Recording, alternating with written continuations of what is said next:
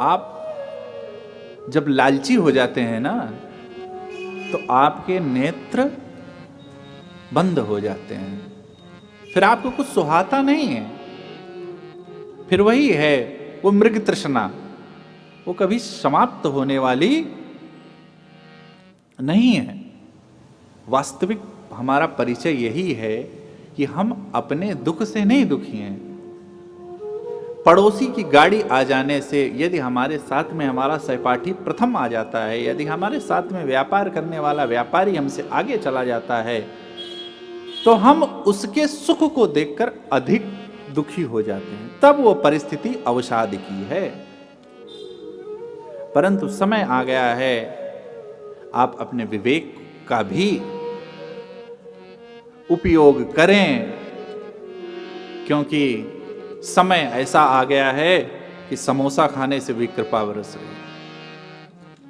और भी दयनीय स्थिति क्या होगी, और उससे भी दयनीय तो ये है कि लोग लाइन लगाकर वहां जाते हैं।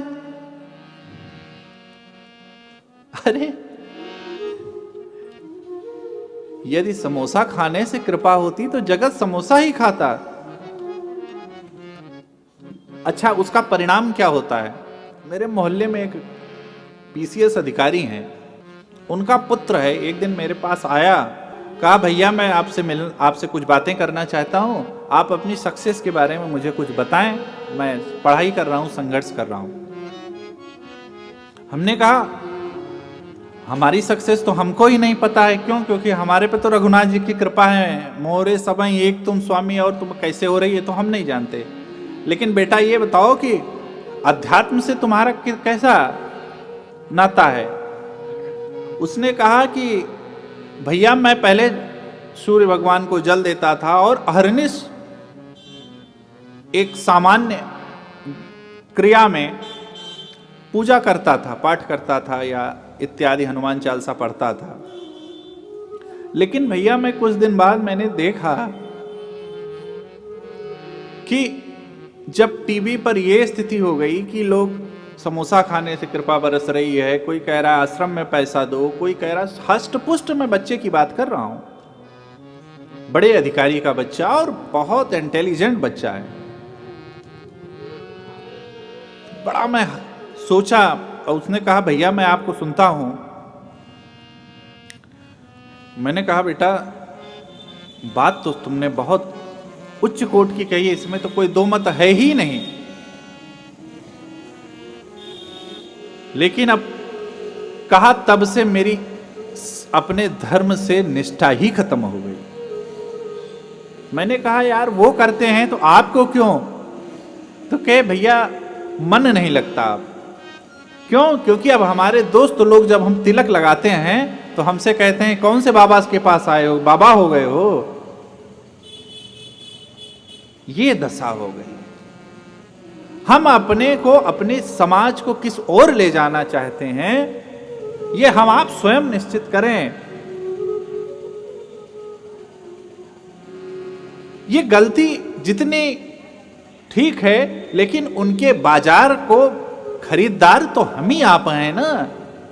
उनकी ये बाजार चल किसके वजह से रही है? इससे क्या हो रहा है? इससे जो निष्ठावान भक्त हैं, जो संत हैं, जो भगवंत हैं, वो भी छिप कर बैठ गए हैं।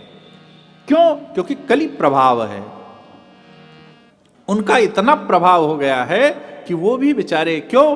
क्योंकि उनकी संख्या बहुत है। बाबा ने कहा भी था ना, झूठ ही लेना झूठ ही देना। जिनका झूठ ही खाना, झूठ ही चबैना, झूठ ही बैठना, उनकी संख्या इतनी अधिक हो गई है कि जो लोग कुछ करना चाहते हैं समाज के लिए, वो भी डर के बस बैठ गए। और आप वो किसी और को नहीं, अवसाद आपके परिवार में आ रहा है। क्यों? क्योंकि राम जी जैसा जीवन, कृष्ण जी जैसा जीवन से यदि हमको सीख नहीं मिली तो हम किसके जीवन से सीख लेंगे? कोई ऐसा है इस संसार सागर में जो एक बार राज्य मिलने वाला हो, त्रिभुवन राज्य कोई छोटा मोटा राज्य नहीं था। राज्य मिलने वाला हो, इतना त्याग को प्रधानता देने वाला कौन है? इस किस्से हम सीखेंगे कि रात में बस मां इतनी सी बात, अरे मां ये तो हमारा अहोभाग्य है।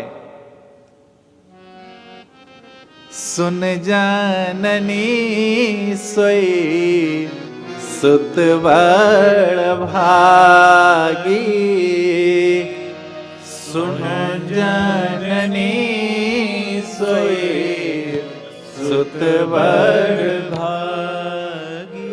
कौन? जो पीतु मातु चरण अनुरागी, जो पीतु मातु चरण अनुरागी। कौन? वो माता पिता जो अपने माता पिता के चरण स्पर्श करते होंगे, तब उनका बेटा उनका चरण स्पर्श करेगा। क्यों? क्योंकि संस्कार स्थानांतरित होता है, संस्कार ट्रांसफरेबल है। जब हम अपने बुजुर्ग माँ पिता को अनाथालय में डाल आएंगे तो हमारा बच्चा भी अमेरिका जाकर के हमको कहां पर डाल आएगा, अब आप जानो। हम अपना काम तो करना नहीं चाहते, दूसरे से बड़ी अपेक्षा कराते हैं, और जो व्यक्ति अपेक्षा रखता है अवसादग्रस्त वही होता है, क्योंकि अपेक्षा कभी पूर्ण होती नहीं है। आपको कुछ भी करना है तो आपको सबसे पहले खुद पर करना पड़ेगा।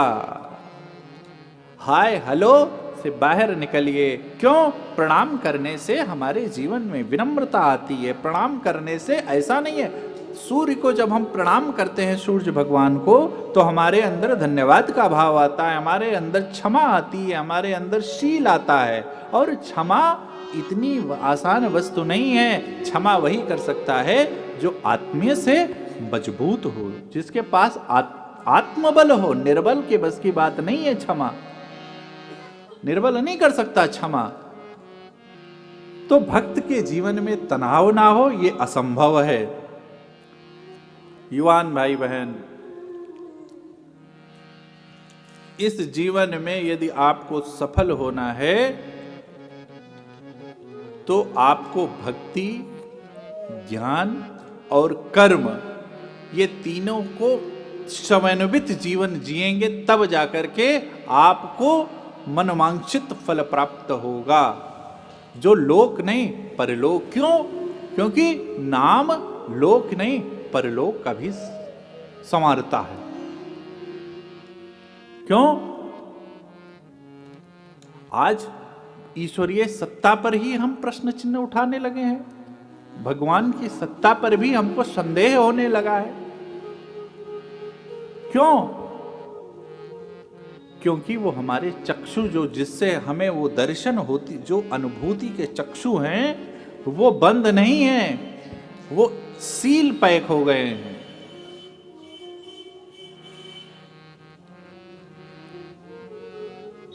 हमारे अंदर दासत्व का भाव है ही नहीं। देखिए, भाग दौड़ भरी जिंदगी में तनाव जीवन का एक हिस्सा है, इसको आप मान लीजिए। और तनाव नहीं होगा तब आप अकर्मण्य हो जाएंगे, और तनाव नहीं होगा आपके, जिसे कहते हैं ना मैनेजमेंट में, यदि आपके पास प्रेशर नहीं होगा, जिस प्रकार जितना प्रेशर होता है उतनी तेज गाड़ी आगे बढ़ती है। एक्सीलेटर जिसे कहते हैं ना, जितना प्रेस करेंगे उतनी तेज से बढ़ेगा। परंतु गाड़ी कितनी भी अच्छी हो, सिर्फ एक्सीलेटर ही यदि गाड़ी में होगा तो आप बैठना पसंद नहीं करेंगे। उसके साथ ब्रेक की आवश्यकता अधिक अवश्य है। जितना ब्रेक की आवश्यकता है उतना ही एक्सीलेटर है। जब दोनों के बीच का समन्वय सही रहेगा तो गाड़ी समय समय पर स्पीड पकड़ेगी, बंद होगी, चलेगी। जैसे समय के अनुसार आप एक्सीलेटर को पुश करेंगे, उसी प्रकार है हमारे आपके जीवन में। यदि भगवान का भजन नहीं है तो जीवन का कोई अभिप्राय नहीं है, कोई मतलब नहीं है। युवान भाई बहन, हम खूब फर्राटेदार गाड़ी से आगे बढ़ें, खूब हॉर्स पावर की गाड़ी बढ़े, परंतु इसका ध्यान रहे कि जब जीवन में संस्कार रूपी आपके ब्रेक नहीं रहेगा तो एक ना एक दिन गाड़ी अनियंत्रित होगी और अनियंत्रित होकर दुर्घटना होगी, और दुर्घटना के बाद क्या होता है ये आप सब जानते हैं। अवसाद से बचना है तो आनंद, आनंद है कहाँ? तो सिर्फ और सिर्फ सुखधाम के आनंद हैं, आनंद सिंधु के हैं। और आपको यदि किसी को आइडियल बनाना है तो आप श्रेष्ठ को आइडियल बनाइए। युवान भाई बहन, आपके जीवन में कभी कभी ऐसा अनवांछित और जिसका कोई जीवन में जिसकी कोई वैल्यू नहीं है वैसा तनाव हो जाता है। आप जिम में जाते हैं, व्यायामशाला में, अरे आप कहते हैं मुझे बॉडी बनानी, मुझे बॉडी अननेसेसरी का आप तनाव लेकर के काम करेंगे, तभी भी आप उतनी ही आपकी शरीर बनेगी। लेकिन जब आप साधारण तरीके से काम करेंगे तभी भी आपको उतनी ही आपकी बॉडी बनेगी। उसी प्रकार जीवन में बहुत तनाव लेकर भी जो काम करेंगे तो भी आपको उतना ही प्राप्त होगा। और जब आनंद में रहकर उस करेंगे, क्यों? क्योंकि आनंद का, भक्ति का मार्ग, आनंद का मार्ग बहुत सुंदर होता है, लंबा हो सकता है, परंतु उस मार्ग में थकावट नहीं है। ज्ञान का मार्ग छोटा हो सकता है परंतु बड़ा कठिन मार्ग है। उस मार्ग पे पहुंचते पहुंचते थकावट, ज्ञानी वहां तक पहुंचता है कि नहीं पहुंचता वो ज्ञानी जाने। लेकिन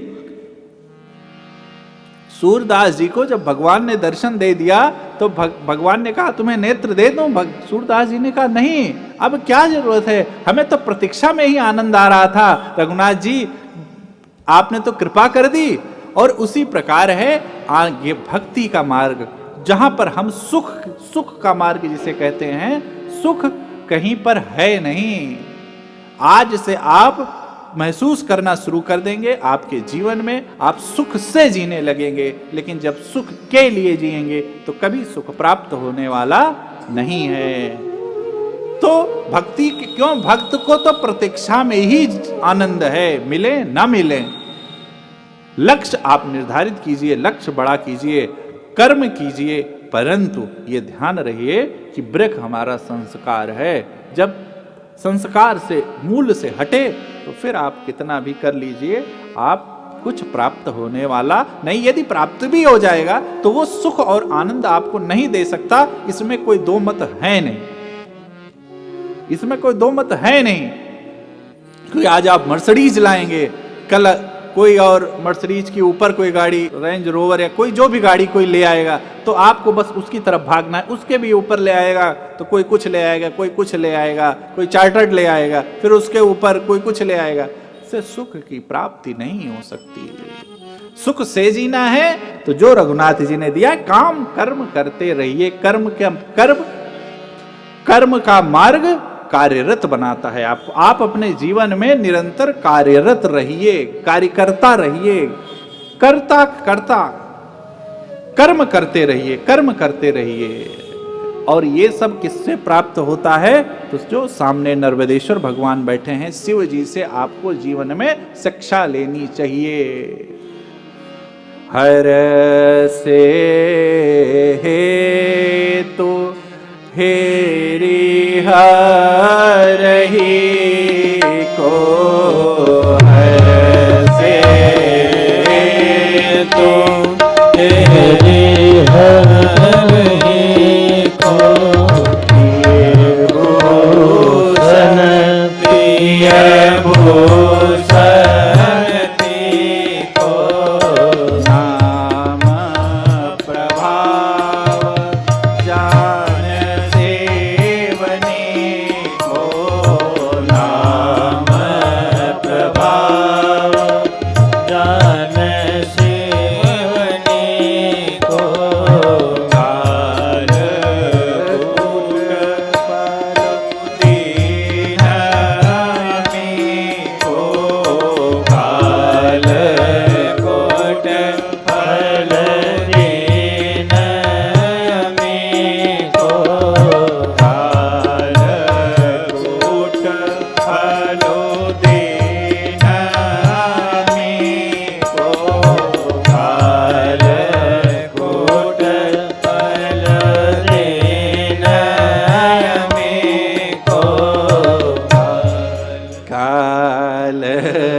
कूट फल दीन